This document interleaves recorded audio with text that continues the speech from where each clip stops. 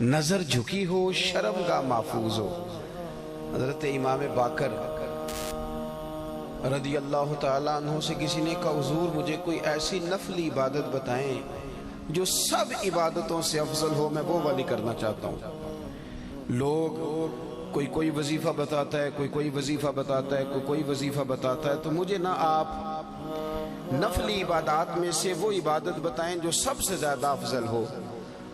تو امام باقر رضی اللہ تعالیٰ عنہ فرمانے لگے رزق حلال کمایا کر اور شرمگاہ کی حفاظت کیا کر، یہ سب عبادتوں سے افضل عبادت ہے۔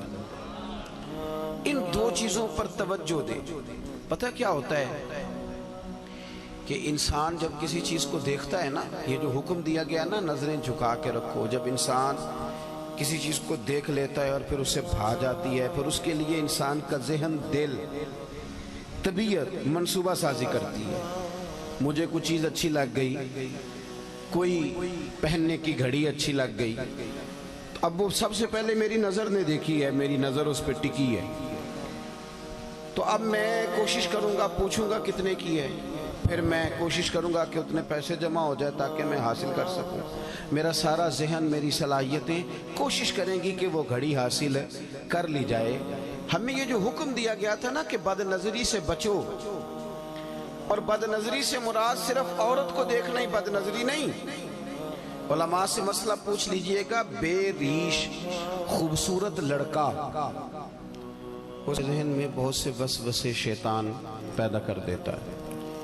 پھر اسی طرح کا حکم بے ریش لڑکوں کے لیے، خوبصورت اور بغیر داڑھی کے وہ لڑکے، وہ نوجوان، ان کے لیے بھی ہمارے علماء نے یہی مسئلہ بیان فرمایا کہ ایسے لوگوں پر بھی اگر کوئی شخص اس لیے نظر ڈالتا ہے کہ اس کی نظر میلی ہے، تو اسی حکم کے اندر آئے گا کہ اس نے بد نظری کی۔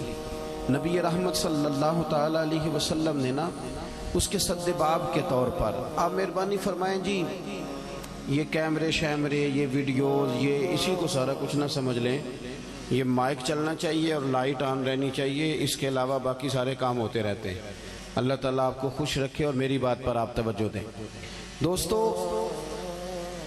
ہمیں اس کے سد باب کے طور پر چند چیزوں کا شریعت اسلامیہ نے حکم دیا۔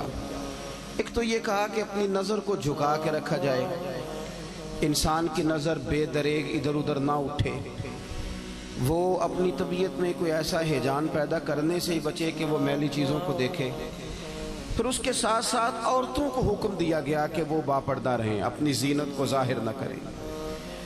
ہمارے زمانے کے اندر عورتیں اپنی زینت کو ظاہر کرنے میں اس قدر زیادہ عروج پکڑ گئی ہیں کہ کوئی انہیں منع کیا کرے، وہ لوگ جنہوں نے منع کرنا تھا وہ خود اس جرم میں شریک ہو جاتے ہیں۔ عورت کے لیے یہ حکم تھا کہ وہ بن سور کے باہر نہ نکلے، اپنی زینت اپنے خامند کے علاوہ کسی پر ظاہر نہ کرے۔ اب آپ یہ دیکھیے کہ یہ مردوں کی بہت بڑی ذمہ داری تھی کہ وہ خواتین کو اس پر سمجھاتے اور قائل کرتے، ان کی توجہ اس بات پر دلاتے کہ تمہارا اپنی زینت کو چھپانا تمہارے لیے فائدہ مند ہے۔ جدید ہمارا جو سیکولر طبقہ ہے وہ یہ کہتا ہے کہ پردہ عورت کے لیے قید ہے، تو ہم یہ کہتے ہیں کہ رات کو جو آپ تالا لگا کے اپنے گھر کو اندر سے سوتے ہیں اور سارے کباڑ آپ بند کر لیتے ہیں، تو کیا آپ قید ہو کے سوتے ہیں؟ جب آپ نے سارے تالے لگائے، میری طرف توجہ کریں جی، آپ مہربانی فرمائیں، موبائلوں پہ کم دھیان دیں، اتنا تو وقت ہی نہیں ہے، مجھے رخصت ہونا ہے آپ سے۔ کیا جب آپ سارے دروازے بند کرتے ہیں گھر کے اور ساری کھڑکیاں بند کرتے ہیں اور تالے لگا کے آپ چابیاں بھی چھپا لیتے ہیں، تو کیا آپ اپنے گھر میں قید ہو رہے ہوتے ہیں کہ محفوظ ہو رہے ہوتے ہیں؟ بول کے بتائیے۔ چلے کچھ بھی نہیں ہوتا، اگر آپ بولیں گے تو میرا وعدہ ہے کچھ بھی نہیں ہوگا۔ قید ہوتے ہیں کہ محفوظ ہوتے ہیں؟ او خدا کے بندے، قید ہونا اور بات ہے، محفوظ ہونا اور بات ہے۔ بس اس باریک نقطے کو سمجھ لیں کہ عورت جب پردہ کرتی ہے تو وہ قید نہیں ہوتی، وہ محفوظ ہوتی ہے۔ وہ گندی نظروں سے، میلے کچیلی نظروں سے اپنے آپ کو محفوظ کرتی ہے۔ حدیث سنیے، بہقی میں موجود ہے، امام بہقی فرماتے ہیں کہ لعنت اس پر جس نے بری نظر سے دیکھا۔ हुजूर फरमाते हैं लानत उस पर जिसने देखा, और फरमाया लानत उस पर जिसे देखा गया। जिसने देखा उस पर भी लानत और जिसे देखा गया।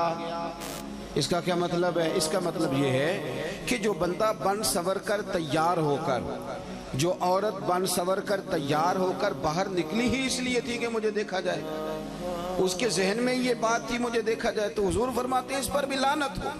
मुझे बतलाइए ना, ये जो औरतें नए कपड़े पहन के और भड़कीले किस्म का फैशन करके बाहर निकलती हैं, किस मकसद के लिए निकलती हैं? शादी ब्याह और दीगर तकरीबात में जो जाया जाता है उसके पीछे मकसद क्या होता है? क्या वो इसलिए जाती हैं कि सिर्फ मेरा खामद मुझे देखे, सिर्फ इसलिए कि मेरा शौहर मुझे देखे, इसलिए जाया जाता है? उसका मकसूद क्या है? और फिर जो आकर के तबसरे किए जाते हैं कि फलां ने मेरे आज कपड़े को देखा, मेरे डिजाइन को देखा तो वो देखती रह गई, इसका माना क्या है? कुछ जगह तो ऐसी हैं ना मेरे भाई, जहां हम गैर मुहतात होते हैं तो हालात खराब होते हैं। इको जरा कम करेंगे। कुछ जगह तो ऐसी हैं जहां हम पहले खुद कोई ऐसी चिंगारी जलाते हैं कि जिससे फिर लावा पकता है और हालात खराब होते हैं। तो पर्दे का जो खास हुक्म था, पर्दे के ताल्लुक से जो खास चीजें थी, मुझे आप क्या लेने दें, आज आप क्या लेने दें कि वो पाबंदी दीनदार लोग भी नहीं कर सके। उन्होंने भी तवज्जो नहीं की, उन्होंने भी ख्याल नहीं किया। मसलन एक इस्लामिक प्रोग्राम चल रहा है और दीनी सवाल और जवाब हो रहे हैं, और मुफ्ती साहब ने और अल्लामा साहब ने और फलाने साहब ने बताने, तो वो कोई लड़का भी पूछ सकता था उस प्रोग्राम में लड़की का क्या काम था। उसको एज ए स्पेशल बिठा के उससे सवाल जवाब करना माना क्या है? समझ नहीं आती बात की, मतलब क्या है इस बात का भाई। और भी लोग दलील के तौर पर पेश करते हैं, जी फलाने साहब भी बैठते हैं। तो मैंने कहा फलाना साहब दीन के लिए दलील नहीं है, दीन के लिए रसूल पाक की जात दलील है। नबी करीम सल्लल्लाहु ताला अलैहि वसल्लम ने जहाँ हद फासिल कायम कर दी है, वहाँ उस हद को कोई भी तोड़े, वो मैं भी तोड़ूं तो गलत हूँ, कोई भी तोड़े। इसलिए कि मेयार हुजूर की जात है। पिराने उजाम का सिलसिला है, पिराने तरीकत का, तो अल्लाह खैर फरमाए, उनका भी अलग माहौल है। वो साहिबाने तरीकत भी कहते हैं कि बेटियां होती हैं जी, मुरीदनियां बेटियां होती हैं। आपके पास तो इसकी नस कोई नहीं ना, लेकिन नबी पाक की अज़वाज मोमिनों की माएँ हैं। इस पर तो कुरान की नस मौजूद है ना कि वो मोमिनों की माएँ हैं तुम्हारी। तुम तो कह रहे हो ना बेटियां होती हैं, बेटियों जैसी हैं, हो गई तुम्हारी बात, तुमने कर ली, पर इस पर तो नस मौजूद है ना, इस पर तो कुरान मजीद की वाज़े बैयन मुहकम आयत मौजूद है ना कि ये नबी करीम की जो अज़वाज हैं ये मोमिनों की माएँ हैं। लेकिन हजरत उम्मे सलमा रदी अल्लाह तआला अन्हा फरमाती, हम बैठी हुई थी तो नाबीना सहाबी हजरत अब्दुल्लाह इब्ने मखतूम आए, तो नबी करीम ने फरमाया पर्दा करो। पीर साहब ये माँ है मोमिन की, और वो माँ जिसे कुरान ने माँ कहा है, हुजूर ने फरमाया पर्दा करो। एक मसला जरा और भी देखना, यहाँ एक बात और भी समझना, पर्दा करो या रसूलल्लाह वो तो नाबीना है। तो नबी पाक अलैहिस्सलाम ने फरमाया तुम्हें तो नजर आ रहा है ना। एक बात और जरा यहाँ ठहर के समझना कि सिर्फ मर्द ने ही नहीं रुकना औरत को देखने से, औरत ने भी रुकना है मर्द को देखने से। हुजूर ने फरमाया तुम पर्दा करो, तुम अपनी आंखों को रोको। माना क्या है कि अगर मर्द ने औरत को, मतलब वो बीबी कहती है जी मैं बा पड़ता हूँ, आप किस किस्म की बा पड़ता है? कहती मैं बुर्का पहनती हूँ, नकाब भी करती हूँ, फिर सारा बाजार घूमती हूँ, फिर मैं सवेरे कोने शुरू होती हूँ और आखिर तक जाती हूँ। भाई ये कौन सा बापर्दा मिजाज है? ये कौन सा बापर्दा मिजाज है कि आप हर दुकानदार के साथ जाके बहस करती हैं, हर एक के साथ कलाम करती हैं, हर एक को बताती हैं कि फलां मौके पर फलां चीज भी मैं लेने आई। आपको हुक्म तो ये दिया गया था कि बिला जरूरत आपको घर से ही नहीं निकलना, और बड़ी मजबूरी के साथ भी निकलना है तो फिर भी आपको बड़ी माकूल बात करनी। और फिर कुरान मजीद ने तलकीन की कि औरत मीठी बातें भी नहीं करेगी। मर्द के लिए हुक्म है ना कि वो बड़ा मीठा बोले, अच्छा बोले, लेकिन औरत अगर गैर महरम के साथ बात कर रही हो तो मीठा ना बोले, ऐसा लहजा इख्तियार ना करे कि सामने वाले को दिलचस्पी पैदा हो। اور اس کے دل میں کوئی کجی آئے، وہ دو ٹوک سی مختصر سی جامع سی بات کرے، مدعات جتنے کم لفظوں میں بیان کر سکتی ہے وہ کرے، کیا کروں؟ میرے بھائیوں، معاشرہ اس وقت اصلاح پذیر ہوتا ہے جب معاشرہ اپنے عقائد اور اپنے ایمان پر مضبوط ہوتا ہے۔ جو لوگ اللہ تبارک و تعالی سے ڈرتے ہیں ان کی زندگی کے شب و روز بدل جاتے ہیں، ان کو اس بات کا خیال ہی نہیں رہتا کہ لوگ میرے بارے میں کیا کہہ رہے ہیں۔ ان کی ایک ہی خواہش ہوتی ہے کہ میں نے یہ دیکھنا ہے کہ میرا رب کس بات میں راضی ہے۔ اب ڈھونڈنے سے، تلاش کرنے سے بھی ایسے لوگ بڑے کم ملتے ہیں۔ اب تو لوگ عوامی پذیرائی، لوگوں کے اندر مقبول ہونا، برادری میں، علاقے میں، شہر میں بلند ہونا کامیابی کی علامت سمجھنے لگے۔ اس کا نقصان یہ ہے کہ معاشرے میں دو چیزیں روز بروز بڑھتی چلی جا رہی۔ ایک ہے بے حیائی، فحاشی، عریانی۔ روز ایک نیا دروازہ کھلتا ہے اس کا، روز نیا دروازہ کھلتا ہے۔ اب تو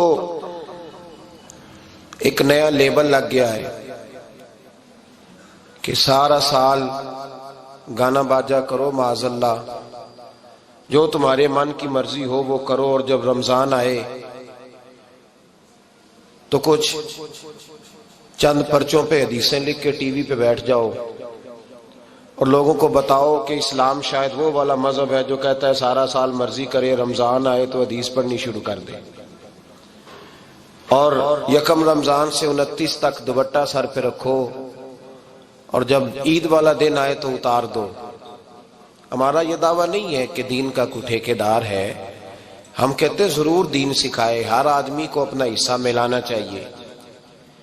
تنے تنہا کوئی آدمی، کوئی جماعت دین کا کام نہیں کر سکتی، لیکن دینداری صرف رمضان میں نہیں ہوتی، دینداری سارا سال ہوتی ہے۔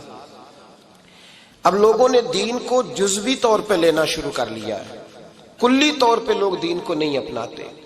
شادی کے پروگرام منگنی سے لے کر بارات کے بیٹھنے تک سارے کام غیر شرعی ہوتے ہیں۔ مرد عورت کا اختلاط ہوتا ہے۔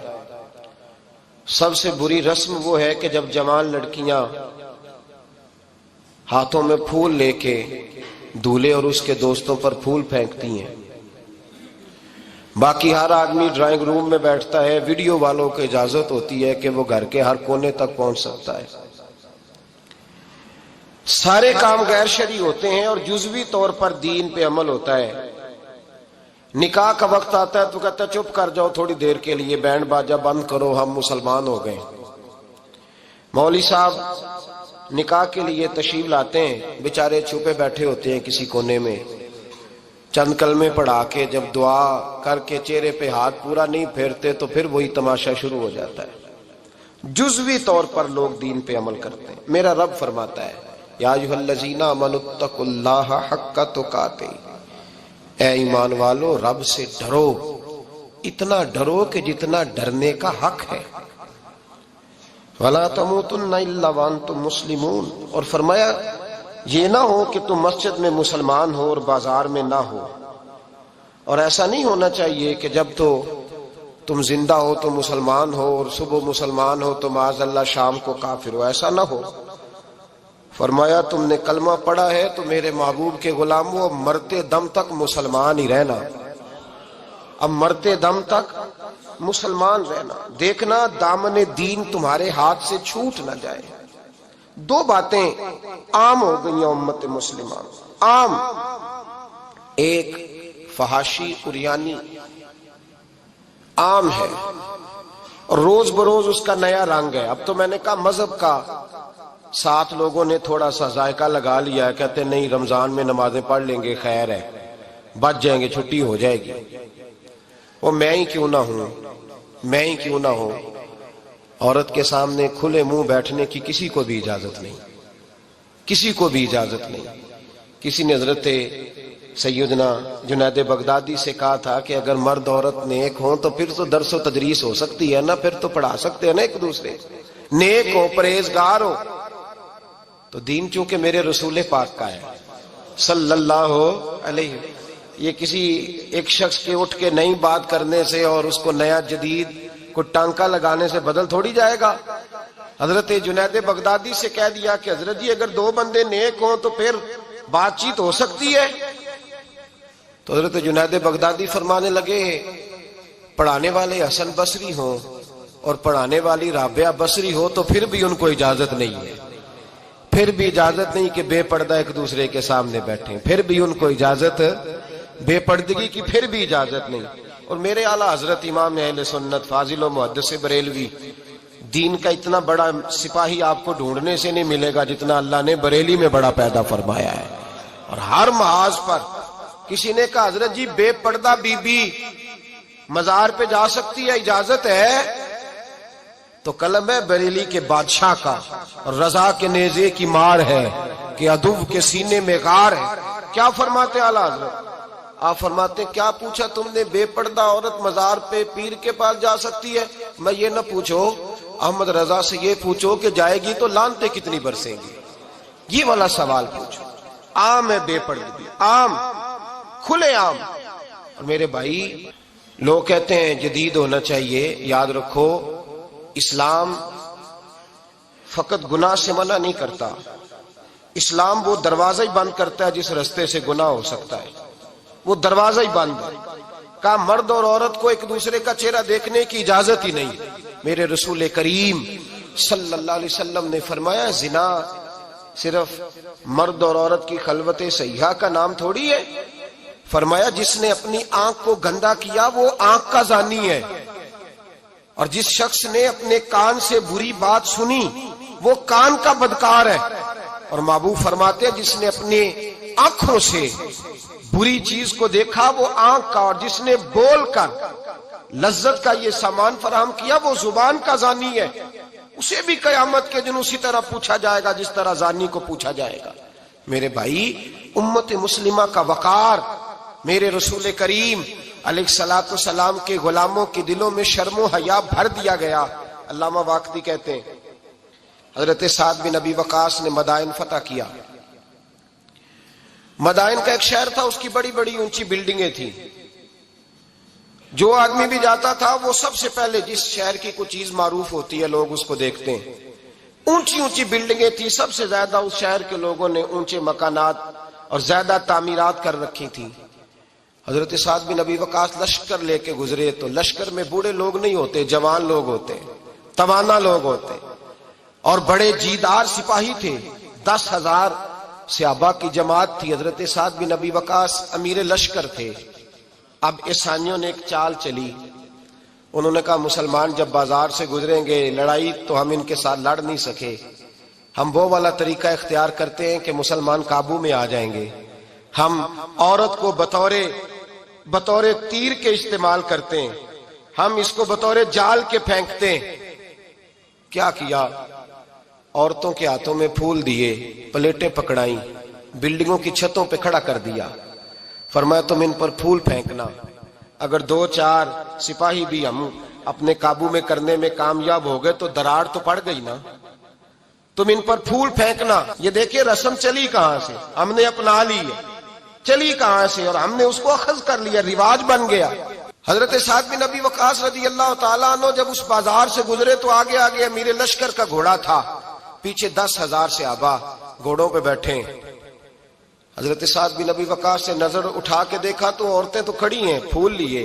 کفر کی چال کو سمجھ گئے کہ یہ بے حیائی کا جال پھینک کے ملت کے جوانوں کے دلوں سے غیرت ایمانی چھیننا چاہتے ہیں, یہ مسلمانوں کے دلوں سے تقوی کی روشنی چھیننا چاہتے ہیں, یہ قرآن پاک کا سرور اور عبادت کا نور چھیننا چاہتے ہیں, یہ بے حیائی کا کلک لگا کے ان کے دلوں سے رسول اللہ کا درود چھیننا چاہتے ہیں, یہ محبت رسول کے سوتے خشک کرنا چاہتے ہیں.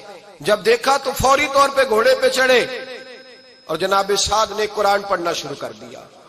وَقُلْ لِلْمُؤْمِنِينَ يَغُضُّوا مِنْ أَبْصَارِهِمْ, کہا مومنو، تمہارے رب نے تمہارے نبی کی زبان سے تمہیں حکم دیا ہے کہ تم نے نظریں نیچی رکھنی ہے۔ جب حضرت سعد بن نبی وقاص نے آیت پڑھی تو صحابہ کہتے ہیں ہمیں یوں لگا کہ جیسے ابھی آیت نازل ہو رہی ہے اور سیدھی دلوں سے ٹکرا رہی ہے۔ 10,000 کا لشکر گزر گیا، عورتیں پھول پھینکتی رہیں، لیکن کسی ایک صحابی نے بھی نظر اٹھا کے نہیں دیکھا۔ جب لشکر گزرا تو ان بیبیوں نے پلیٹیں پھینکی اور کہنے لگی عیسائیوں تم کتنے نالائق اور کس قدر بڑے تم بد تہذیب ہو کہ اپنی عورتیں استعمال کرتے ہو لوگوں کو قابو کرنے کے لیے، کس قدر تم زیادہ غیرت سے گرے ہوئے ہو۔ اور یہ کتنا اعلیٰ طبقہ ہے کہ ہم دادے توجہ دیتی رہی، انہوں نے پلٹ کے نہیں دیکھا، کہنے لگے تم جھوٹے ہو، اور جس رسول کے غلام اتنے اعلیٰ درجے کے پائے کے حیا والے ہیں وہ نبی کتنی شان والا ہوگا۔ بیبیوں نے کلمہ پڑھنا شروع کر دیا۔ بھائی یاد رکھیں، یہ جو آج جگہ جگہ مسلمانوں کے خلاف کفر کی سازش ہے، میری ملت کا جوان روز رات کو 10 میسج ٹائپ کرتا ہے، یہ روز رات کو 20 نمبر اپنے موبائل پہ رکھتا ہے اور فخر کے ساتھ بیان کرتا ہے، اور بڑی تکلیف کے ساتھ بات کہنی پڑتی ہے کہ اس کے ابا جی کو بھی پتا ہے کہ بچے کے موبائل میں نمبر ہیں، اس کے گھر والوں کو بھی پتا ہے، اور لوگ ہیں کہ اس کو ایک شغل سمجھ کے، ایک چھوٹا سا بچے کا شوق سمجھ کے اس کو درگزر کر رہے ہیں۔ تجھے پتا نہیں کہ جب انسان کی یہ سوچ ہوتی ہے، جب اس کا یہ نظریہ ہوتا ہے تو ایمانی قوتیں کتنی زائل ہوتی ہیں۔ جب نوجوان کی نظر کے اندر عیب پیدا ہوتا ہے تو پھر اس سے نماز کی لذت جاتی رہتی ہے، قرآن پاک کا ذائقہ جاتا رہتا ہے، درود پاک کا ذائقہ جاتا رہتا ہے۔ اٹھائیے مسند امام احمد بن حنبل، میرے رسول کریم صلی اللہ علیہ وسلم کی بارگاہ میں صحابی نے آ کے عرض کی، یا رسول اللہ میں بڑی اچھے طریقے سے وضو کرتا ہوں، ٹائم نکال کے مسجد آتا ہوں، حضور میں پابندی سے پڑھنے کی کوشش کرتا ہوں، لیکن اے معصوم آمنہ، یا رسول اللہ میرا نماز میں دل نہیں لگتا، حضور میری طبیعت نہیں جمتی، میرا دوڑ جانے کو دل کرتا ہے، کوئی نسخہ بتلائیے۔ محبوب نے فرمایا تو اپنی نظر کو پاک کر لے، تیرے نبی کا وعدہ ہے تیرا نماز میں دل لگنا شروع ہو جائے گا۔ اپنی نظر میں پاکیزگی پیدا کر۔ محمد بن قاسم آئے، اگر یہ بات آپ کی سمجھ میں آ گئی تو حد ہو گئی۔ محمد بن قاسم جب یہاں آئے نا ہندوستان میں، تو عجیب واقعہ لکھا ہے ان کے حالات میں۔ یہاں آئے تو نیا علاقہ تھا، ہندوستان کی سڑکوں سے چوکوں سے واقف نہیں تھے۔ جب تشریف لائے، راجہ دہر ان کے مقابلے میں تھا، جنگ کرنی تھی، لشکر لائے تو خود بھی ابھی 17 سال یا 19 سال کے جوان تھے، اور ساتھ بھی لشکر جوانوں کا تھا۔ ایک بزرگ تھے قافلے میں، بزرگ کہتے ہیں میری محمد بن قاسم سے ملاقات ہوئی تو میں نے اس شخص کے چہرے پر پریشانی دیکھی، شدید تکلیف میں دیکھا، تو میں نے کہا جرنیل مسلمانوں کے تو کس پریشانی میں ہے؟ تو محمد بن قاسم کہنے لگے پریشانی یہ ہے کہ ہم عربی ہیں، یہ عجم کا علاقہ ہے، ہم تو رستوں سے بھی واقف نہیں۔ راجہ دہر سنا ہے بڑی فوج ہے، بڑی طاقت ہے، بہت پرانا یہاں کا رہنے والا ہے، چھوٹے چھوٹے مورچوں کا پتہ ہے، رستوں کا پتہ ہے، کیسے جنگ ہوگی؟ میں پریشان ہوں کہ مقابلہ کیسے ہوگا؟ وہ بزرگ کہتے ہیں میں نے بھی دعا کی، تسلی دی، میں نے کہا اللہ تیری مدد کرے گا۔ میں گزر گیا، 3-4 دن کے بعد ملاقات ہوئی تو میں نے محمد بن قاسم کے چہرے پر بڑی روشنی دیکھی، ہنستے اور مسکراتے دیکھا، توانائی دیکھی، وقار دیکھا، اطمینان اور سکون دیکھا۔ میں نے کہا خیریت تو ہے، پرسوں ترسوں تو بڑے پریشان تھے، آج کیا ہوا؟ اگر یہ بات سمجھ میں آ گئی میری ملت کے جوان کے، اگر یہ بات سمجھ میں آ گئی تو شاید اسے ڈھب اور سلیقہ آ جائے جینے کا، شاید یہ سمجھ جائے کہ میری توانائی کا راز کہاں ہے۔ کہنے لگے بھائی پرسوں ترسوں بڑے پریشان تھے، آج کیا ہوا؟ جواب دیا کہ تاریخ بنا دی، اس 17 سال کے جوان نے تاریخ بنا دی۔ کہنے لگا میں بے فکر ہو گیا ہوں، راجہ دہر میرا مقابلہ نہیں کر سکتا، وہ 2 دن نہیں کھڑا ہو سکتا میرے سامنے۔ کا وجہ کیا ہے؟ محمد بن قاسم کہنے لگے میں نے تحقیق کی ہے، مجھے پتا چلا ہے کہ راجہ دہر ذہن کا گندا ہے، نظر کا ناپاک ہے، وہ سینے بند کا برا ہے، مجھے پتا چلا ہے وہ تو چچا زاد بہن کو نہیں چھوڑتا، وہ تو خالہ زاد پہ بری نظر رکھتا ہے، مجھے پتا چلا ہے کہ اس کے تو اپنے علاقے کی عورتیں اس کی نظر سے محفوظ نہیں ہیں۔ کہنے لگا جو گندی نظر کا جوان ہوتا ہے وہ کسی میدان میں نہیں ٹھہر سکتا۔ کہنے لگا میری 17 اور 19 سال کی جوانی ہے، مجھے قسم ہے گنبد خضرا کی، میں نے جب بھی دیکھا ہے یا مصطفیٰ کا درود دیکھا ہے یا رسول اللہ پہ نازل ہونے والا قرآن دیکھا ہے۔ میرا مقابلہ کیسے کرے گا؟ میرے مقابلے میں کیسے آئے گا؟ جو نظر کا گندا ہو، کردار کا ناپاک ہو، وہ کسی کے مقابلے میں آ سکتا؟ اور ملت کے جوان یاد رکھ، جب تک نظریں ناپاک ہوتی ہیں اس وقت تک وجود کمزور ہوتے ہیں، جب تک نظریں ناپاک ہوتی ہیں ارادوں میں دراڑیں ہوتی ہیں، جب نظریں ناپاک ہوتی ہیں پھر عقیدے متزلزل ہوتے ہیں، جب نظریں ناپاک ہوتی ہیں پھر انسان کوئی بھی مہم سر نہیں کر سکتا، اور جب نظر پاک ہوتی ہے۔ حضرت عبداللہ بن حذافہ جہاد کر رہے تھے، روم کے عیسائیوں نے گرفتار کر لیا، 1000 آدمی نے مل کے پکڑا، گرفتار نہیں ہوتے تھے صحابی، 1000 آدمی نے گھیرا ڈالا، گرفتار کر کے لے گئے، اور جب بادشاہ کے سامنے گئے تو وزیر کہنے لگا بادشاہ بندہ بڑے کام کا ہے، اگر ہمارے قابو آ گیا تو فائدہ دے گا، صحابی ہیں حضرت عبداللہ بن حذافہ، حضرت فاروق اعظم کا زمانہ ہے، اگر قابو آ گیا تو فائدہ دے گا۔ بادشاہ کہنے لگا کیوں، کیا خوبی ہے؟ کہنے لگے ہم 1000 آدمی تھے، یہ اکیلا قابو نہیں آ رہا تھا، 1000 آدمی تھے، اگر ہماری فوج میں شامل ہو گیا تو بہت بڑا جرنیل ملے گا۔ بادشاہ کہنے لگا کوئی مسئلہ نہیں، 2-3 چیزیں ہوتی ہیں بندے کو خریدنے کے لیے، خرید لیتے ہیں۔ بادشاہ کہنے لگا عبداللہ جتنی دولت تجھے چاہیے میں تجھے دے دیتا ہوں، میرے لشکر میں آ جا، معاذ اللہ اسلام چھوڑ دے۔ حضرت عبداللہ بن حذافہ کیا فرماتے ہیں بڑا تو بیوقوف ہے، میں نے دولت کمانی ہوتی تو مدینے میں بیٹھ کے تجارت کرتا، میں دولت کمانے نہیں نکلا، میں تو رسول اللہ کی رضا کمانے کے لیے نکلا ہوا ہوں۔ دولت کمانی ہوتی تو کسی مارکیٹ میں ہوتا، میدان میں آنا تھا، شہادت ہے مطلوب مقصود مومن، نہ مال غنیمت نہ کشور کشائی، یہ دولت تو لونڈی ہے رسول اللہ کے دروازے کی، یہ تو پیچھے پیچھے پھرتی ہے نبی پاک کے غلاموں، یہ کمانی ہوتی تو میں کسی مارکیٹ میں ہوتا، میدان میں تھوڑا ہوتا۔ عبداللہ بن حذافہ سے دوسری چال چلی، کہنے لگے میاں عہدہ جو تجھے چاہیے، میں بادشاہ ہوں، میرے نیچے جو عہدہ تو کہے گا وہ تجھے مل جائے گا۔ حضرت عبداللہ بن حذافہ کہنے لگے شاید تجھے پتہ نہیں میری تعریف کیا ہے، شاید تو جانتا نہیں میری تعریف کیا ہے۔ کہا صاحب کی کیا تعریف ہے؟ کہنے لگے میں رسول اللہ کا صحابی ہوں، اور کائنات میں سب سے بڑا عہدہ مصطفیٰ کے صحابی ہونے کا عہدہ ہے۔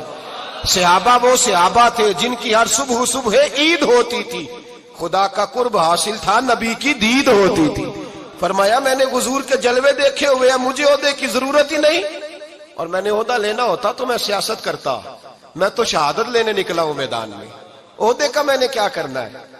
اب بادشاہ کہنے لگا اسے قتل کر دو، وزیر کہنے لگا نہیں ایک بات اور ہے، مجھے ایک چال اور چلنے دو۔ کہا وہ کیا؟ کہنے لگے میری بیٹی بڑی خوبصورت ہے، مجھے موقع دو، اپنی ہی بیٹی کو سجا بنا کے، وہ جوان جس کی جوانی اتنی بڑی ہے کہ 1000 آدمی مقابلے میں کھڑا نہیں ہوتا، اس جوان کے کمرے میں رات کی تنہائی میں بنا سوار کے بی بی کو بھیجا۔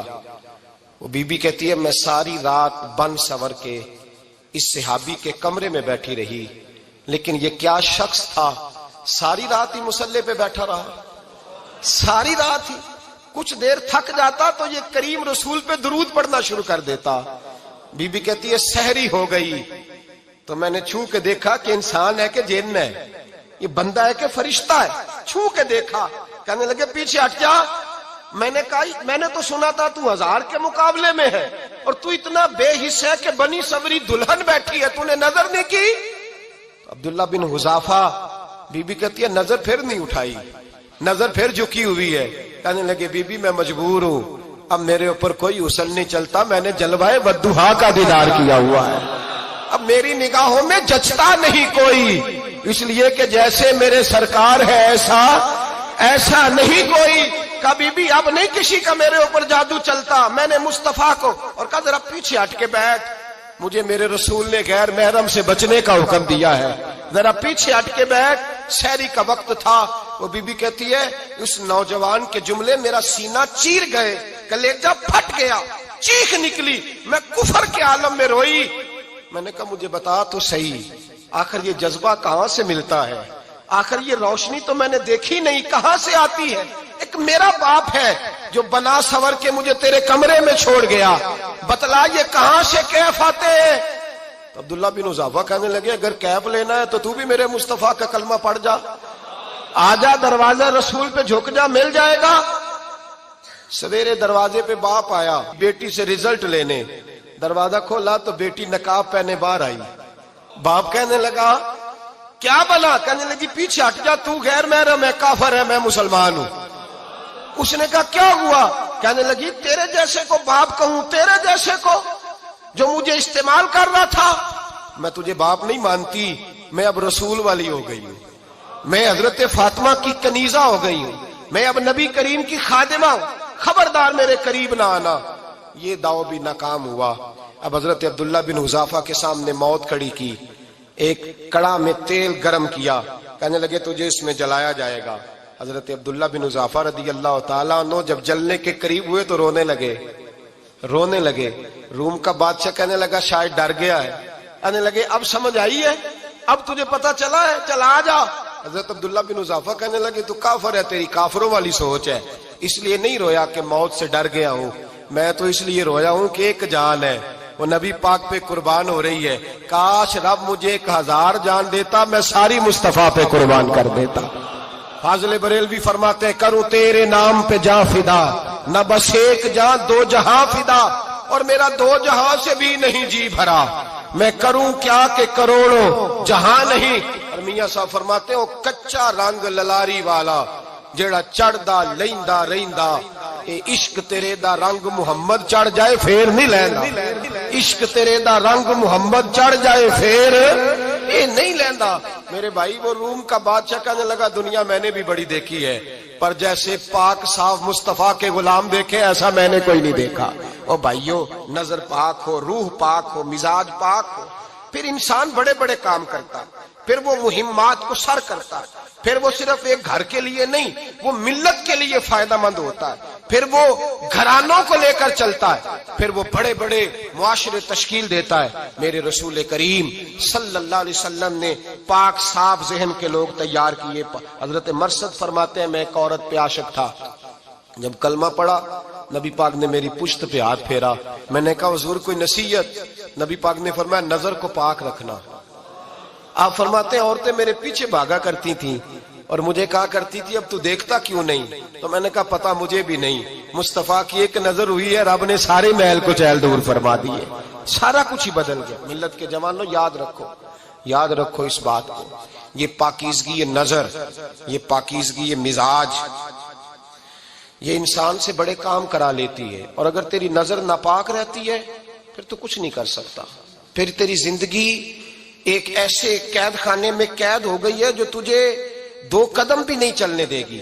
سب سے پہلے مزاج کی پاکیزگی، اور دوسرا اصلاح معاشرہ کے لیے اہم درس یہ ہے اپنے آپ کو پاک صاف رکھیں، ذہنی طور پر، نظریاتی طور پر۔ اور دوسرا درس یہ ہے میرے بھائی ظلم اور زیادتی سے بچیں، پاک صاف رہ کے وقت شروع کریں، اور کسی جگہ بھی کوئی زیادتی، کوئی ظلم، میرے نبی کریم صلی اللہ علیہ وسلم کے مزاج کو اگر آپ دیکھیں گے نا، ہمارے معاشرے میں آج سب سے زیادہ زیادتی پتہ کون سی ہوتی ہے؟ لوگ عزتیں پامال کرتے ہیں، بدگمانیاں کرتے ہیں۔ ابو جہل یہ کام کرتا تھا کہ وہ نبی پاک صلی اللہ علیہ وسلم پر، صحابہ پر معاذ اللہ شخصی اعتراضات کرتا تھا، شخصی۔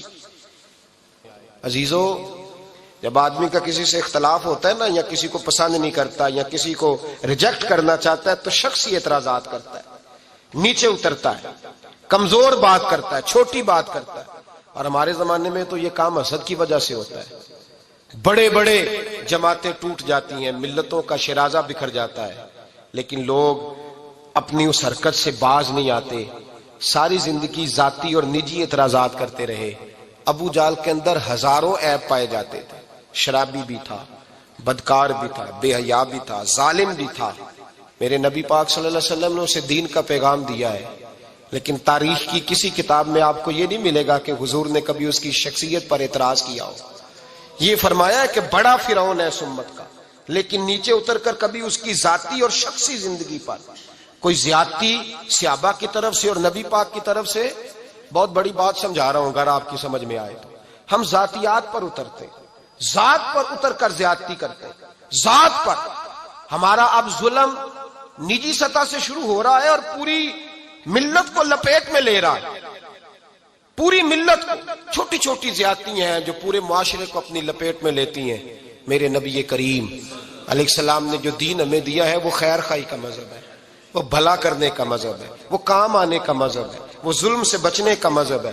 میرے نبی پاک نے فرمایا ظلم سے بچ جانا، قیامت کے اندھیروں میں جو بڑا اندھیرا ہوگا وہ ظلم ہوگا. اصلاح معاشرہ کانفرنس کا پہلا سبق میں نے عرض کیا کہ نظر کو، ذہن کو، سوچ کو پاک رکھیں، اور دوسرا زندگی میں کبھی زیادتی نہ کریں، کبھی بھی اپنے مخالف پر بھی کبھی شخصی، ذاتی اور نجی اعتراضات نہ کریں. یہ انسان کے اندر کا ظلم ہوتا ہے. ہمارے گھروں کے اندر سے ظلم جنم لینے لگا ہے.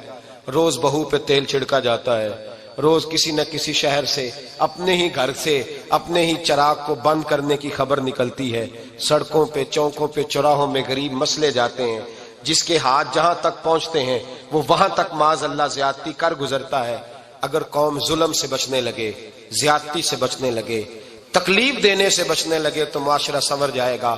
میرے رسول کریم علیہ السلام نے اپنے غلاموں سے پوچھا تھا بتاؤ مفلس کون ہوتا ہے؟ کون ہے جس کے پاس کچھ نہیں ہوتا؟ صحابہ نے کہا یا رسول اللہ جس کے پاس پیسے نہ ہو. بخاری مسلم متفق علیہ حدیث ہے. نبی کریم نے فرمایا نہ بھائی، مفلس تو وہ ہوگا جو قیامت کے دن احد پہاڑ کے برابر نیکیاں لے کے آئے گا. یا رسول اللہ اتنی نیکیاں پھر بھی مفلس ہے، پھر بھی غریب ہے؟ تو نبی پاک نے فرمایا نیکیاں پہاڑ کے برابر ہیں پر اس نے چگلیاں بڑی کی ہیں، غیبتیں بڑی کی ہیں، مذاق بڑے اڑائے، اس نے لوگوں پر پھبتیاں بڑی کسی ہیں، تان و تشنی بڑے کیے، ظلم بڑے کیے، گالی بڑی دی، لوگوں کے بارے میں بری باتیں کی. اب رب کریم نے وہ ساری نیکیاں ان لوگوں میں بانٹ دی. مفلس ہو گیا، غریب ہو گیا. زیادتی نہیں کریں، ظلم نہ کریں. اپنی نجی زندگی سے لے کر، گھر کے اندر سے لے کر اجتماعی زندگی تک زیادتی سے بچیں. میرے نبی کریم علیہ السلام نے اپنے غلاموں کو یہ درس دیا ہے، دیکھنا کبھی زیادتی نہ ہونے پائے، دیکھنا کہیں ظلم نہ ہونے پائے، دیکھنا کسی شخص کو تمہارے قول فعل سے، تمہارے مزاج سے تکلیف نہ پہنچے. میرے بھائیوں، حضرت وہب ابن منبہ علیہ رحمہ فرماتے ہیں کہ بنی اسرائیل کے اندر ایک بادشاہ محل بنانے جا رہا تھا. محل آج بھی جس آدمی کی سوسائٹی کے اندر 2-4 قلعے، 2-4 ایکڑ کسی غریب کے آ جائیں، وہ یا تو اسے دھمکاتا ہے یا بلیک میل کرتا ہے، کچھ نہ ہو سکے تو پھر قتل ہی کرا دیتا ہے معاذ اللہ. اور یہ خبریں عام ہمیں سننے، پڑھنے اور دیکھنے کو ملتی ہیں. بادشاہ محل بنانے جا رہا تھا. ایک غریب بی بی رہتی تھی، اس کی جھونپڑی بادشاہ کے محل کے نقشے میں آتی تھی. بادشاہ نے کہا بی بی منہ مانگی قیمت لے لو، خالی کر دو یہ مکان. بزرگوں کو اپنے جھونپڑیوں سے بڑی دلچسپی ہوتی ہے. بچے سوسائٹیوں میں چلے جاتے ہیں، ابا جی کہتے ہیں مجھے گاؤں میں رہنے دو، میرا یہیں دل لگتا ہے، مجھے اس گھر سے دلچسپی ہو گئی. اماں کہنے لگی بادشاہ میں یہاں بیاہ کے آئی تھی، خامد انتقال کر گیا، اولاد اللہ نے دی نہیں، میں پکا ہوا پھال ہوں، گر جاؤں گی تو تیرا ہی ہے، لیکن مجھے اس آشیانے میں رہنے دے. یہ گھونسلہ میں نے تنکا تنکا کر کے بنایا ہے، مجھے رہنے دے، نہ مجھے نکال. کہنے لگا میرا نقشہ خراب ہوتا ہے. بی بی سارا دن مکان میں بیٹھی رہتی کہ میری جھونپڑی ٹوٹ نہ جائے. ظالم کی نظر میں آ گئی ہے کہیں میرا یہ آرزوؤں کا محل چکنا چور نہ ہو جائے. سارا دن ڈیوٹی کرتی. بادشاہ نے بھی 2-4 سپاہی کھڑے کر دیے، جب گھر سے نکلے تو بلڈوز کر دینا، مکان کو گرا دینا. وہ خاتون کتنی دن بندہ بیٹھ سکتا ہے. ایک دن سر شام گھر سے نکلی، 2-1 گھنٹے کے بعد واپس آئی تو مکان گر گیا تھا، دیوار بن گئی تھی. حضرت وہب ابن منبہ فرماتے ہیں بس اس نے دعا کی، اس نے دعا کی تو رب کریم نے وہ شہر سارا تباہ کر دیا. اس بی بی نے 2 جملے کہے تو الٹ پلٹ دیا وہ سارا شہر. میرے نبی کریم علیہ السلام نے فرمایا جب مظلوم کے ہاتھ دعا کے لیے اٹھتے ہیں تو عرش کا مالک آسمان سے کہتا ہے کھول دے سارے دروازے، اس کے بیچ کوئی پردہ نہیں رہنا چاہیے، آنے دے. مظلوم ہے، اس پر ظلم ہوا ہے، ظلم ہوا ہے. لوگ کہتے ہیں میں بے چین رہتا ہوں صاحب، مولانا صاحب، پیر صاحب، وہ گھر کے ایک کونے سے چیخنے کی آواز آتی ہے، کوئی دم مل جائے، کوئی تعویذ ہو جائے، کچھ ایسا ہو جائے کہ بچت ہو جائے، کوئی ایسی پھونک لگ جائے کہ آرام آ جائے. تو میں کہتا ہوں بھائی اگر بڑے دم کرانے سے بھی فرق نہیں پڑا، اگر بڑے تعویذ لینے سے بھی چیخیں بند نہیں ہوئی تو ذرا ٹٹول کے دیکھ لو، کہیں کسی یتیم کی آہیں ہی نہ دفن ہو وہاں، کہیں کسی غریب کا گوشت تو نہیں دبا لیا، کہیں کسی کو لوٹ کے تو دیوار نہیں بنا لی، کہیں کسی کا مکان پہ قبضہ کر کے تو نہیں بنایا. اگر لوٹ اور حرام کا مال ہو تو پھر چیخیں بند نہیں ہوتی، پھر سکون سے سویا نہیں جاتا، پھر وہاں آرام کی نیند نہیں آتی۔ حضرت وہب ابن منبہ فرماتے ہیں بی بی آئی اور آ کر کے اس نے جب دیکھا میرا گھر ٹوٹ گیا ہے، محل ٹوٹ گیا ہے، حالات بدل گئے ہیں، تو خاتون آتی ہے اور میرے بھائی دعا کی تو اس نے انداز ہی بدل کے رکھ دیے۔ مکان سے نکلی تو مکان ٹوٹ گیا، اور فرماتے ہیں واپس آئی تو ہاتھ پھیلا کے پتہ کیا کہتی ہے؟ کہتی اے اللہ میں تو موجود نہیں تھی، بتا تو کہاں گیا تھا؟ تو بھی موجود نہیں تھا، میں تو نہیں تھی، پر تو کہاں تھا؟ بس رب کریم نے حضرت جبریل کو حکم دیا، فرمایا یہ بستی الٹ دو، ساری تباہ کر دو، یہ لوگ نہیں رہنے چاہیے، جو ظلم تو سہتے ہیں بغاوت نہیں کرتے، نہیں رہنے چاہیے۔ صاحب طبقات کہتے ہیں میرے مصطفیٰ کریم سید عالم صلی اللہ علیہ وسلم کے وصال ظاہری کے ایام قریب آئے تو حضور نے سرخ پٹی باندھی، تیز بخار ہے نبی کریم کو، 2 صحابہ سہارا دے کے مسجد میں لائے، نبی پاک علیہ السلام کو بظاہر سہارا دے کے لایا گیا۔ کریم رسول نے لوگوں کو جمع کیا، حضور آج کیا ہونے والا ہے، آج کیا کہا جائے گا، آج کس لیے میٹنگ بلائی ہے؟ نبی کریم کے کل صحابہ جب مسجد میں جمع ہوئے تو کھچا کھچ مسجد بھری ہے۔ وصال ظاہری سے چند یوم پہلے کی بات، نبی پاک نے فرمایا آج تمہیں کوئی جہاد کی ترغیب نہیں دینی، آج کوئی نیا پیغام نہیں دینا، آج تمہیں بتانا ہے کہ رب نے اپنے بندے کو اختیار دیا ہے، چاہے تو دنیا میں رہے، چاہے تو اس کی بارگاہ میں حاضر ہو جائے۔ اس عبد نے بارگاہ ربوبیت کی طرف لوٹنے کا ارادہ کر لیا ہے۔ حضرت صدیق اکبر رونے لگے تو صحابہ نے کہا تمہیں کیا ہوا؟ کہنے لگے سمجھ نہیں رہے، کسی کی بات نہیں کر رہے، نبی پاک تو اپنی بات فرما رہے ہیں، اس نے جانے کا ارادہ کر لیا۔ سنیے میرے بھائی، محبوب پاک نے فرمایا بھائی کسی شخص کو میری طرف سے کوئی تکلیف پہنچی ہو تو بدلہ لے سکتا ہے، بدلہ لے سکتا ہے، کسی کو تکلیف پہنچی ہو۔ صحابہ پھوٹ کے رونے لگے، محبوبہ کرم ہی کرم ہوا ہے، رحمت ہی رحمت آئی، آپ کے بارے میں گمان کرنے والا بھی دائرہ ایمان سے نکل جائے گا۔ حضور آپ کیا فرما رہے ہیں؟ فرمایا نہیں بھائی اٹھو۔ پیچھے سے جناب عکاشہ بن محصن اٹھے، ہاتھ کانپتے ہیں، آگے بڑھے، کہنے لگے یا رسول اللہ ایک جنگ کے موقع پر آپ نے درہ مارا تھا، ننگی پیٹھ پر صفیں سیدھی کراتے، بات دل میں رہ گئی ہے، میں نے بدلہ لینا ہے۔ نبی کریم نے فرمایا بلال دوڑ کے جاؤ، فاطمہ کے گھر درہ پڑا ہے، درہ لاؤ۔ سیدنا بلال حبشی کہتے میں گیا، دستک دی، سیدہ طیبہ طاہرہ حضرت فاطمہ فرمانے لگی بلال کیسے آئے ہو؟ اماں جی وہ درہ چاہیے تھا۔ سیدہ کو تشویش ہوئی، کہنے لگے بلال نہ تو جنگ پہ جانا ہے، نہ جہاد ہے، نہ کوئی ایسا موقع ہے، حضور کی تو طبیعت مبارک بظاہر بڑی علیل ہے، درہ کیا کریں گے؟ حضرت بلال عرض کرنے لگے اماں جی ایک صحابی بدلہ لینے لگے ہیں، صاحب طبقات نے جملے لکھے ہیں، کہتے ہیں بی بی صاحبہ نے درہ بھی دیا اور امام حسن حسین کو بھی باہر نکالا۔ فرمانے لگی عکاشہ سے کہنا 100 درے مارے، ان 2 شہزادوں کے جسم پر نبی پاک کے قریب نہ جائے، میں نے 2 بچے پیدا ہی اپنے محبوب پر قربان کرنے کے لیے کیے، ان کو لے جائے۔ حضرت بلال کہتے ہیں میں 2 شہزادے لے کے آیا، اور جب دروازے میں میں لے کے پہنچا تو نبی پاک نے دیکھا تو آنکھوں میں آنسو آ گئے، فرمایا ان کو بٹھا دو، مجھے پتا ہے فاطمہ نے کیا کہہ کے بھیجا ہے۔ حضرت سیدنا بلال فرماتے ہیں درہ میں نے جناب عکاشہ کو دیا، حضرت عکاشہ درہ لے کے آگے جو بڑھے تو حضرت ابوبکر صدیق نے ان کے پیروں پہ ہاتھ رکھا، فرمایا عکاشہ میری طرف آ یار، مجھے مار درے، نبی پاک کے قریب نہ جا۔ مصطفیٰ کریم نے فرمایا ابوبکر تو ہٹ جا، اسے آنے دے۔ فرماتے ہیں میں چند قدم آگے گیا تو مولا علی شیر خدا نے میرے پیر پہ ہاتھ رکھا، کہنے لگے عکاشہ سوچ تو صحیح تو کیا کر رہا ہے؟ حضور نے فرمایا علی ہٹ جاؤ، میرا اور ان کا معاملہ ہے۔ جناب عکاشہ آگے بڑھ رہے، نبی کریم نے فرمایا میں اپنی امت کو درس دینا چاہتا ہوں، خبردار خبردار زندگی میں تمہارے ہاتھ سے زبان سے کسی کو تکلیف نہ پہنچنے پائے، خبردار یاد رکھنا وہ معاشرے بگڑ جاتے ہیں، وہ معاشرے تباہ کر دیے جاتے ہیں جہاں ظلم ہوتا ہے، جہاں زیادتی ہوتی ہے، جہاں لوگوں کو ستایا جاتا ہے۔ محبوب کریم کے قریب آئے حضرت عکاشہ کا، حضور میری پیٹھ ننگی تھی، آپ بھی ذرا کپڑا ہٹائیے۔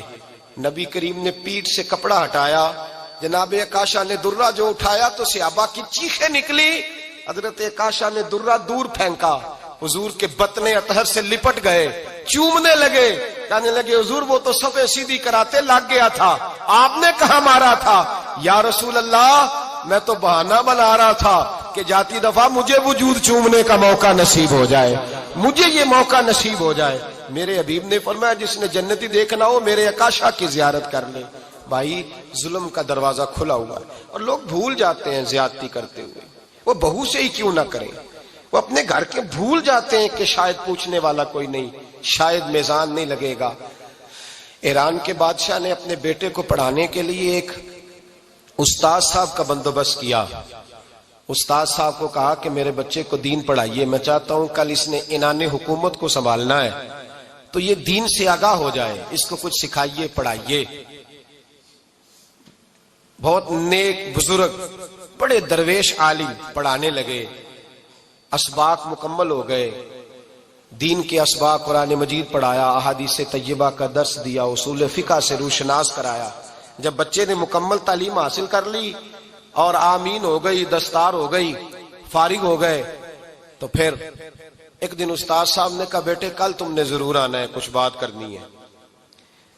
شہزادہ گیا ملنے استاد صاحب سے، استاد صاحب نے کنڈی لگا لی، ہاتھ میں درہ پکڑ لیا، مار مار کے پورے وجود کو زخمی کر دیا، کوئی غلطی نہیں، کوئی بات نہیں، مارا۔ اب بچہ آیا آ کے بادشاہ سلامت سے کہا کہ ابا جی سمجھ نہیں آئی، بڑا مارا ہے استاد۔ تو سیانے تھے نا بادشاہ، یہاں تو قاری صاحب روز کٹہرے میں کھڑے ہوتے ہیں، مولوی صاحب آپ نے میرے بچے کو کیوں مارا ہے؟ آپ 8,000 کے مولوی ہیں، میرا کئی کروڑ کا بچہ ہے، سویرے بدل لیں گے، خبردار آپ نے بچے کو ہاتھ لگایا، اپنی حیثیت میں رہے معاذ اللہ۔ جو قومیں استادوں کو کٹہروں میں کھڑا کرتی ہیں وہ ترقی نہیں کر پاتی، جو استادوں کو کٹہروں میں روز کھڑا کرتی۔ کہا ابا جی بڑا مارا ہے، تو والد بڑے سمجھدار تھے، کہنے لگے بیٹا استاد باپ ہوتا ہے، وہ زیادتی نہیں کرتا، کوئی بات ہوگی میں تیرے استاد کو کٹہرے میں نہیں بلاؤں گا۔ اماں سے بات کی، اماں کہنے لگی بیٹا میں تیرے باپ سے کیسے بات کروں، ڈر آتا۔ وقت گزر گیا، 22 سال بیت گئے، 22 سال گزر گئے، بادشاہ کا انتقال ہوا، شہزادہ تخت پہ بیٹھا، پہلا حکم یہ دیا کہ میرے استاد کو بلاؤ، پہلا حکم۔ استاد جی بوڑھے ہو گئے تھے، چھڑی کے اوپر ٹیک لگا کے آئے اور بھویں سفید ہو کے جھک گئی تھیں، یوں آنکھ کھول کے بڑی مشکل سے دیکھا، کہنے لگے شہزادے حکم ہو۔ کب میں شہزادہ نہیں، اب میں بادشاہ بن گیا ہوں۔ استاد جی 22 سال بیت گئے، آپ نے مارا تھا، پر وہ درد چونکہ زیادتی کی تھی، میرا قصور کوئی نہیں تھا، تو نہ میری روح سے درد گیا ہے نہ میرے جسم سے گیا ہے، میں بے اختیار تھا، پوچھ نہیں سکتا تھا، آج با اختیار ہوا ہوں۔ سب سے پہلے پہلا حکم آپ کو دیا، بلایا ہے، بتائے کیوں مارا تھا، کیوں مجھے مارا تھا، میری زیادتی بتائے۔ تو استاد، بوڑھے استاد کی آنکھیں آنسوؤں سے بھر گئیں، کہنے لگے بیٹے بس آج کے دن کے لیے مارا تھا، یہ جو دن آ گیا نا میری زندگی میں اس لیے مارا تھا، یہ میں چاہتا تھا میری زندگی میں وقت ہے، آج کے بس میری مراد پوری ہو گئی۔ کہا صاحب کس لیے، مجھے بھی سمجھائے۔ آپ فرمانے لگے کتنی دیر ہو گئی تجھے مار کھائے ہوئے، کتنا زمانہ بیت گیا؟ کہنے لگا 22 سال۔ فرمایا زخم بھولے تو نہیں، درد ختم تو نہیں ہوئی، تمہیں بات 1 منٹ کے لیے بھی تمہارے حافظے سے محو تو نہیں ہوئی؟ کہا استاد جی روز رات کو یاد آتی، روز خیال آتا تھا۔ استاد کہنے لگے بھائی تو بے اختیار تھا، پوچھ نہیں سکا، 22 سال تجھے یاد رہا، مجھے پتا تھا تو ایک دن حکمران بنے گا، میں نے تجھے اس لیے مارا تھا کہ بیٹے یاد رکھنا، کسی پہ ظلم نہ کرنا، اگر تجھے 22 سال تک یاد رہا ہے تو جس پر تو ظلم کرے گا اسے بھی قیامت تک یاد رہے گا، اور یہ یاد رکھنا تو آج با اختیار ہوا تو تو نے مجھے بلا لیا ہے، قیامت کے دن غریب با اختیار ہو جائیں گے، مظلوم با اختیار ہو جائیں گے، وہ با اختیار ہوں گے، للہ الواحد القہار، رب کریم کی بارگاہ کے اندر ان کا اختیار ہوگا، اکیلے اللہ کی حکمرانی ہوگی۔ پھر وہ بلائیں گے بڑے بڑے کج کلا، دنیا میں جن کی پگڑیاں اونچی تھیں وہ سر جھکائے کھڑے ہوں گے، دنیا میں جو ڈکٹیٹر بنتے تھے ان کی پشتیں لال ہوں گی، ان کو غدار لکھا جائے گا، قیامت تک نہیں بھولے گا۔ ظلم کرنا تو سوچ سمجھ کے کرنا، اتنا کرنا جتنا تم سہ سکتے ہو، اتنی زیادتی کرنا جتنی قیامت میں تم برداشت کر سکتے ہو۔ میرے نبی کریم صلی اللہ علیہ وسلم نے فرمایا ظلم سے بچو، یہ قیامت کے اندھیروں میں سے ایک اندھیرا ہوگا، زندگی میں زیادتی نہ کریں، اگر تھوڑی دیر کے لیے کوئی چیز برداشت کر جائیں گے تو وہ فائدہ دے جائے گی، کچھ دیر کے لیے اگر سہ جائیں گے تو نفع مل جائے گا، سہنے کی کوشش کریں لیکن زیادتی نہ کریں، نظر کو، سوچ کو، ذہن کو پاک رکھیں۔ اور میرے بھائی زندگی پوری ظلم سے بچیں، زیادتی سے بچیں۔ امیر المومنین حضرت جناب سیدنا عمر فاروق رضی اللہ تعالیٰ عنہ رات گھر میں تھے تو رونے لگے، بڑی دیر تک روتے رہے۔ والدہ اٹھی تو صاحبزادے سے کہنے لگی پتہ کرو تمہارے باپ کو کیا مسئلہ ہے۔ شہزادے آئے، کہنے لگے امیر المومنین والد گرامی کیا ہوا؟ تو حضرت عمر فاروق کہنے لگے بیٹا اپنی اماں کو بلاؤ۔ والدہ آ گئیں، کیا بات ہے؟ کچھ طبیعت خراب ہے تو حکیم کا بندوبست کیا جائے۔ تو حضرت عمر کہنے لگے کچھ بھی نہیں، آج مسجد سے نکلا ہوں تو نبی پاک کے صحابہ میری تعریفیں کر رہے تھے۔ یہ حضرت فاروق اعظم کے وصال کے قریب کے دن ہے، تعریفیں تو حضرت یہ رونے کی بات ہے کہ خوش ہونے کی؟ آپ فرمانے لگے نہیں، سوچتا ہوں باہر تو میں اچھا رہا ہوں، پتہ نہیں گھر میں ہی کوئی زیادتی نہ ہو گئی ہو، پتہ نہیں تمہارے ساتھ بھی میرے معاملات ٹھیک تھے کہ نہیں، صحابہ تو تعریف کرتے ہیں، رو رہا ہوں تمہاری وجہ سے نہ الجھ جاؤں، بیوی ہی نہ کہے میرا حق ہی ادا نہیں کیا۔ یہ لفظ کہتے کہتے پہاڑ ہے یہ شخص، کیسر و کسرا کانپتے ہیں۔ حضرت عمر رو پڑے، بی بی سے کہنے لگے مجھے اللہ کی رضا کے لیے معاف نہیں کر دیتی؟ میرے اوپر بوجھ تھا امت کا، میں ساری رات مدینے کی گلیوں میں پھرتا تھا، دن سارا مسجد میں گزرتا تھا، میں تجھے وقت نہیں دے پایا، معاف نہیں کر دیتی؟ تو زوجہ کہنے لگی نہیں عمر، میں نے بھی زندگی میں اپنا کوئی سکھ چین نہیں دیکھا، کوئی چاؤ پورا نہیں کیا، میں کیسے معاف کر دوں؟ میں نہیں معاف کرتی۔ حضرت عمر زمین پہ بیٹھ گئے، رونے لگے، کہنے لگے چل معاف کر دے۔ کہنے لگی ایک وعدہ کرو، قیامت کے دن رب کریم کی بارگاہ میں میری سفارش کرو گے؟ اللہ کی بارگاہ میں عرض کرو گے کہ اللہ اچھی تھی، مجھے کپڑے دھو کے دیتی تھی، روٹی پکا کے دیتی تھی، میری عزت کی محافظ تھی؟ جناب عمر کہنے لگے تیرے ساتھ وعدہ ہے، رب اپنے فضل سے عمر کو جنت دے گا تو عمر تجھے جنت میں ساتھ لے کر کے جائے گا، تیرے ساتھ وعدہ ہے۔ میرے بھائی جن کے دلوں میں احساس تھا کہ ہم سے کوئی زیادتی نہ ہو جائے کسی جگہ، وہ تو یہاں تک معاملہ کرتے تھے، یہاں تک ان کا خیال رہتا تھا۔ عزیزو، ایک تو نظر میں حیا پیدا کریں، والدین کی بہت بڑی ذمہ داری ہے۔ لاکھوں بچے مرضی کی شادیاں کر رہے ہیں، ہزاروں گھر اجڑ رہے ہیں، یہ وہ والا زہر ہے جو ہر گھر میں تیزی سے پھیلتا چلا جا رہا ہے۔ پہلے ہم کہتے تھے کہ بچہ باہر نہ نکلے، اب کہتے ہیں اللہ کہیں موبائل لے کے تنہا نہ بیٹھ جائے، کہیں تنہا نہ بیٹھ جائے، کیا بنے گا اس کا اگر یہ گندگی اور یہ ایسا نشہ ہے جو اجاڑ کے رکھ دیتا ہے انسان کی توانائیوں کو۔ ایک تو ذہن کو، طبیعت کو پاک رکھیں، دوسرا زیادتی کبھی نہ کریں۔ یہ دو سبق اگر امت کو یاد ہو جائیں۔